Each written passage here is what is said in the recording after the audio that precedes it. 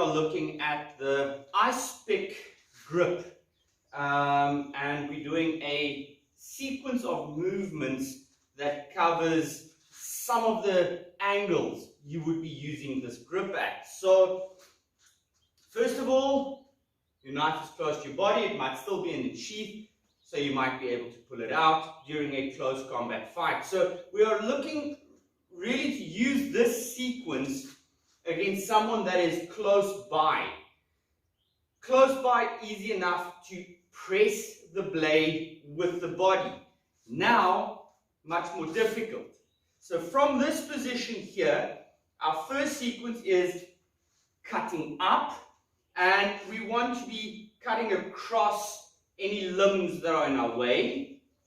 We want to hook the limb away from us, so we're trapping the limb in between the forearm and back of the blade. So cut, trap, pull, cut again, in position to do some stabbing. We do the other angle as well, so it's cut, hook, cut. Then from that point, we're going to stab, cut, stab, cut. Then we're going to turn the knife around, chopping down and stabbing backwards. And then we're ready again. So let's look at the whole sequence.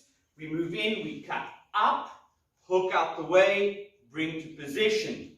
Cut up, hook out the way, bring to position. Stab, cut, stab, cut.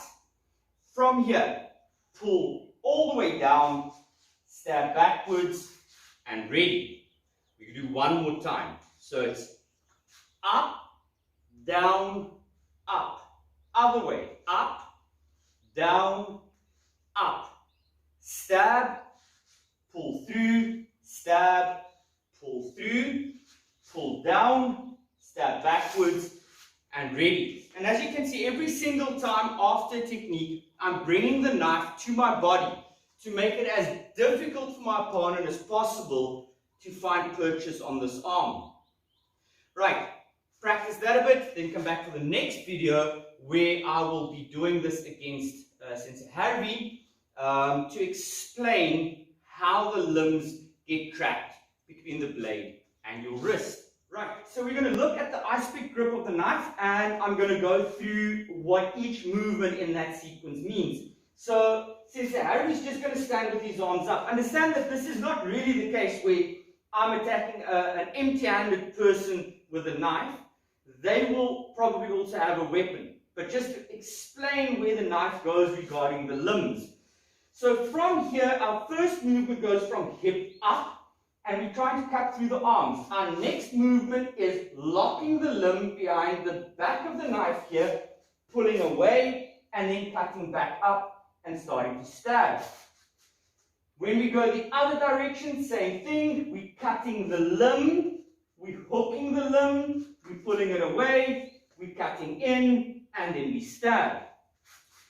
For our third section, we've now gone through the limb cutting here.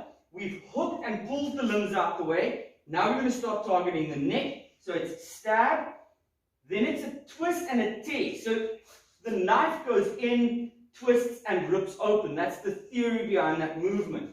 1, 2, across, 1, 2, and across. Our next movement, as the arms are up again, from here goes up, hooks down, then moves in, cuts down, and you turn yourself backwards. The idea is here that if I'm being attacked, close quarters, so we're in a situation where I need to stab, you also know how to reverse cut and stab. So just quickly running through the sequence again, it goes 1, 2, 3. 1, 2, 3.